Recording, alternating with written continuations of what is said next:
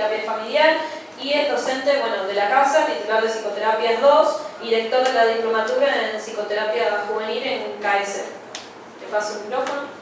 ¿Se escucha así? ¿Puedo hablar así? Porque Sí, me incomodo dale, el micrófono. Bueno, buenas tardes, ¿qué tal? ¿Cómo están?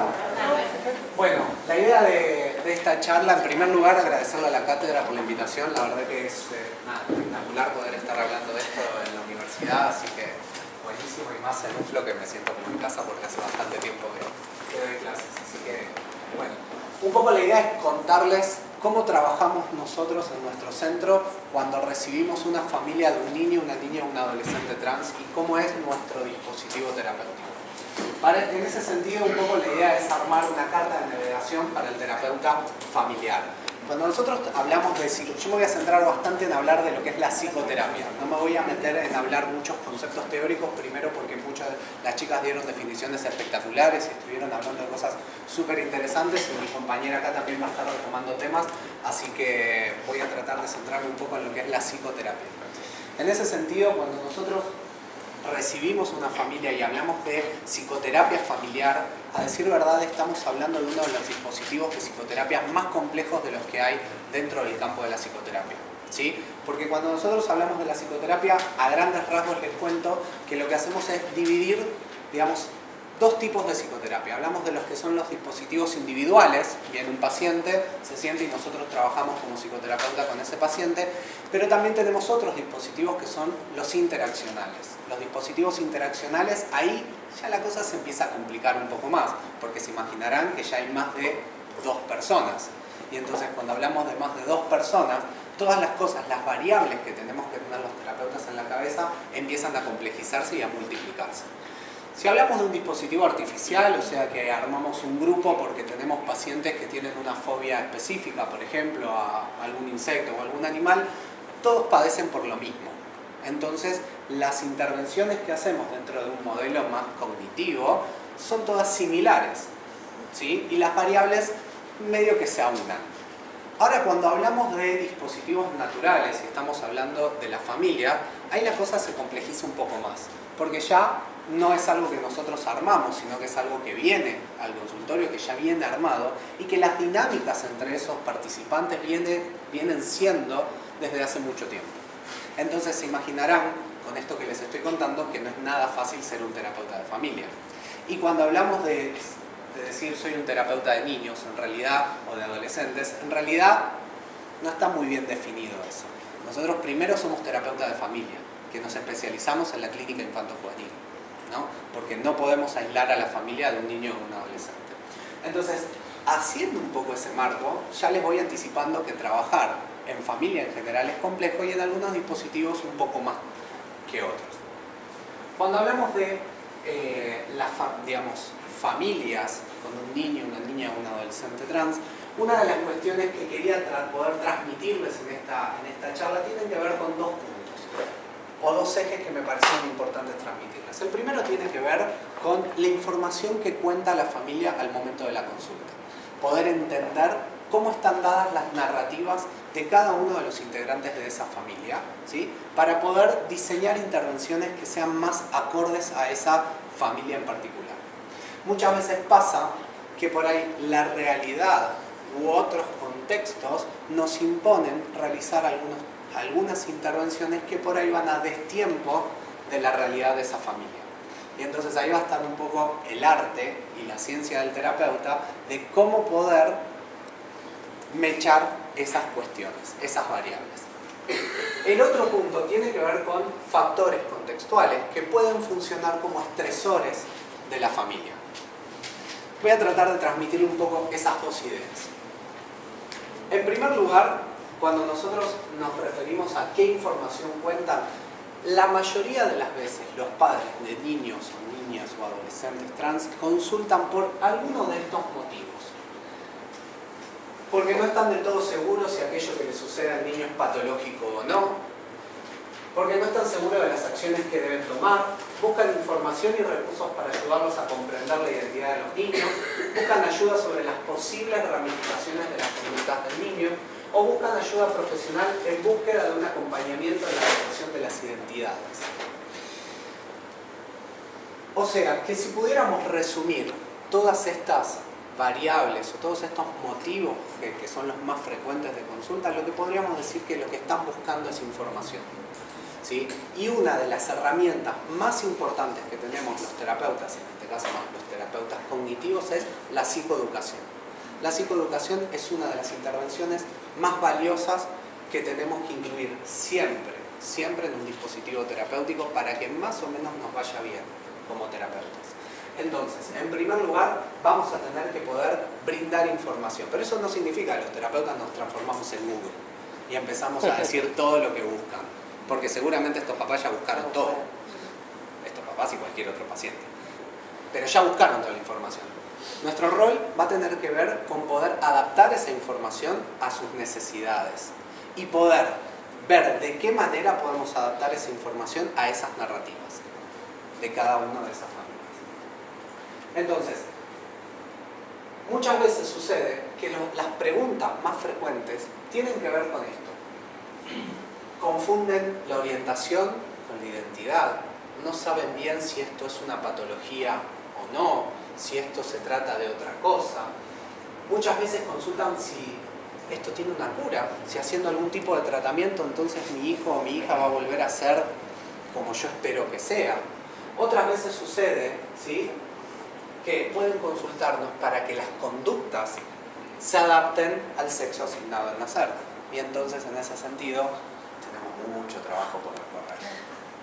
Entonces, también es cierto que una de las cosas cuando iniciamos un dispositivo terapéutico tiene que ver con poder comprender la disponibilidad que tiene esa familia para escuchar determinada información. Y también tenemos que poder entender en qué momento de los estadios del cambio se encuentra esa familia. Porque muchas veces encontramos familias que tienen ganas y que consultan, pero porque la pediatra... En este momento yo estoy atendiendo a un adolescente trans en donde consultaron porque la psiquiatra le dijo tenés que ir al psicólogo. Y como trabajo en esta temática le dijeron anda a verlo a Gabriel. Pero la familia medio que no sabe bien para qué está, no sabe bien para qué viene, sino que viene porque lo mandaron. Entonces, en ese sentido, vamos a tener que trabajar mucho con poder comprender en qué momento del cambio está, porque la mayoría de las intervenciones que nosotros hagamos van a ser cartas que vamos a estar quemando, van a ser cartas que no van a servir, van a ser intervenciones que por ahí son muy valiosas, pero que no estuvieron en el timing adecuado, o que tal vez no pudieron ser escuchadas por esos integrantes de esa familia. Ahí es donde se empieza a descuajeringar todo, porque tenemos la sociedad que nos pide ciertas cosas, la escuela, por ejemplo, que nos pide, bueno, danos información, contanos qué hacemos, cómo hacemos, pero tenemos una familia que todavía no está en un momento adecuado para escuchar determinada información. Entonces, la psicoeducación es súper importante, pero tenemos que evaluar cómo la hacemos y de qué manera y en qué momento, porque si no, vamos a estar perdiendo muchos recursos que necesitamos. Entonces esas dos variables tal vez sean una de las más importantes. También es cierto que está descrito ya en la literatura de que muchas veces los padres de estos niños empiezan a transitar un proceso muy similar al duelo. Entonces tienen que ir atravesando una serie de etapas que nosotros como terapeutas vamos a tener que ir acompañando. Bien, entonces cuando podamos comprender también en qué estadio de ese proceso de duelo están, vamos a poder diseñar intervenciones más acordes, ¿sí? Entonces, fundamentalmente lo que le estoy tratando de transmitir es información es súper importante, pero que tenemos que saber cuándo y en qué momento. El otro punto que me parece importante poder transmitirles tiene que ver con los factores contextuales en la vida de la familia que pueden funcionar como estresores. Cada 2x3, si ustedes se meten en internet y seguramente todos tienen alguna red social, cada 2x3 algún medio de comunicación publica alguna nota sobre algún niño o alguna niña o algún adolescente trans. Y yo me tomé el trabajo de poder ver, no está bueno, no se los aconsejo, de poder ver los comentarios que hacen las personas luego de esa nota. Terrible. Quería compartir algunos de esos comentarios con ustedes simplemente para que vean las atrocidades muchas veces que comentan y la posibilidad que les da el anonimato de poder decir ciertas cosas que claramente tienen que ver con otro tema que quiero comentarles ahora. no nos vamos a detener mucho en esto. Lo que sí quería hacer hincapié es que la discriminación y la exclusión, ¿sí?, favorecen al empobrecimiento de la calidad de vida de las personas trans, que hoy por hoy tienen una expectativa de vida muy baja, producto de todos estos factores que funcionan como estresores, ¿sí?, en la familia y en las personas. Entonces, cuando yo pienso esto, pienso, bueno, ¿cuál es el motivo? Y las chicas algo de esto estuvieron hablando recientemente, ¿no?, en relación al concepto de paradigma, en donde creo que estamos en un proceso en el cual estamos, y creo que vos vas a tomar un poco sobre este concepto, así que mucho no te voy a ceder a vos, pero pienso que estamos atravesando un momento lento, no como a muchos nos gustaría, pero en un proceso de transición y de cambio de paradigma, ¿sí?, en donde tenemos cierta parte de la población que se basa y se rige bajo un paradigma tal vez más heteronormativo, binario, ¿sí?, con ciertas dificultades para poder comprender otras realidades. Y tenemos otra parte de la población que pudo dar ese salto cualitativo y poder entender o manejarse o ver la realidad de otra manera. Entonces creo que esta transición y este producto es muchas veces lo que favorece el aumento de estresores en las familias. ¿Cuáles son esos estresores? Bueno, claramente tienen que ver con la escuela, los compañeros, la comunidad de padres, los vecinos, el futuro, la incertidumbre. Eso es una de las cosas que vemos con más frecuencia en nuestras consultas, la incertidumbre. ¿Cómo va a ser el futuro? ¿Cómo van a ser los años que vienen? Y nuestro rol tendrá que ver con poder achicar lo máximo posible esa incertidumbre. Nosotros al día de hoy no podemos dar respuestas claras y concisas, porque nosotros también estamos aprendiendo. Pero en ese sentido tendrá que ver con acompañar a la familia y poder dar la mayor cantidad de certidumbre posible, ¿sí? ¿Cuál será entonces el rol del terapeuta? En primer lugar, como ya les vine contando, poder brindar información sobre la transexualidad y cómo la identidad sexual es distinta a la orientación sexual. Ser un facilitador en cuanto a un trabajo interdisciplinario, porque muchas veces como terapeutas vamos a tener que trabajar con distintos profesionales de la salud a lo largo del desarrollo de nuestro consultante. Infundir esperanza. Este es un concepto, es una variable de las que consideramos inespecíficas de la psicoterapia, que está presente en todo proceso de psicoterapia. Como terapeutas es parte de nuestro rol poder ayudar a las personas a entender de que puede haber algo distinto y que podemos hacer acompañarlos a que haya algo distinto a la realidad que nos plantean en una primera instancia. Facilitar que las familias, y esto la verdad que a mí me sirve mucho, lo suelo usar muchísimo, facilitar que las familias se contacten con otras personas que se encuentran atravesando la misma situación. Ya lo decía Yalo en su momento, como uno de los principios de la terapia grupal, la universalidad, en poder entender que existen otras personas que atraviesan o que están atravesando las mismas realidades. Y eso es un factor muy aliviado, ¿sí?, y que ayuda y que favorece también al concepto de esperanza.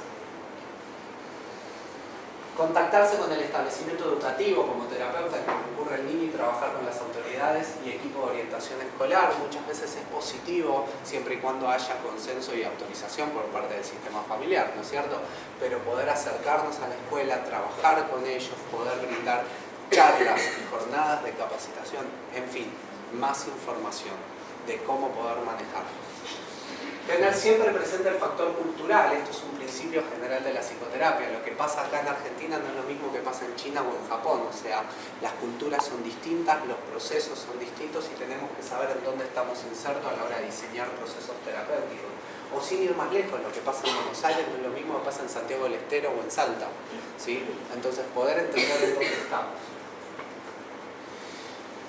Y esto es un tema que ya va a la terapia familiar y que no nos vamos a meter mucho con esto, pero sí una de las cosas que nosotros hacemos como terapeutas familiares en todo proceso de psicoterapia, o mejor dicho, en un proceso de admisión de una familia, tiene que ver con evaluar el nivel de funcionalidad o disfuncionalidad familiar, ¿sí? Poder entender si hay sintonía o discrepancias en torno a qué dicen y cómo lo dicen cada uno de los integrantes de las familias. Tener en cuenta el grado de discrepancia entre los padres y evaluar la disponibilidad al cambio que presenta el sistema familiar Es importante evaluar el nivel de discrepancia, porque cuanto mayor es el nivel de discrepancia, más freno de mano tenemos que meter a la hora de intervenir, ¿sí? Hasta que no haya cierta coherencia y sintonía en los discursos, es poco beneficioso poder realizar intervenciones orientadas al cambio, ¿sí? Así que bueno, en principio un poco la idea, esto da para horas. La terapia familiar a mí me apasiona un poco y puedo estar horas hablando sobre el tema, pero no es el objetivo. Pero sí poder contarles un poco, me parecía lo más importante poder contarles o hacer luz sobre estos dos puntos que tenían que ver con la información y tener muy en cuenta los estresores y el contexto en donde vamos a recibir esas familias. Así que bueno, muchísimas gracias.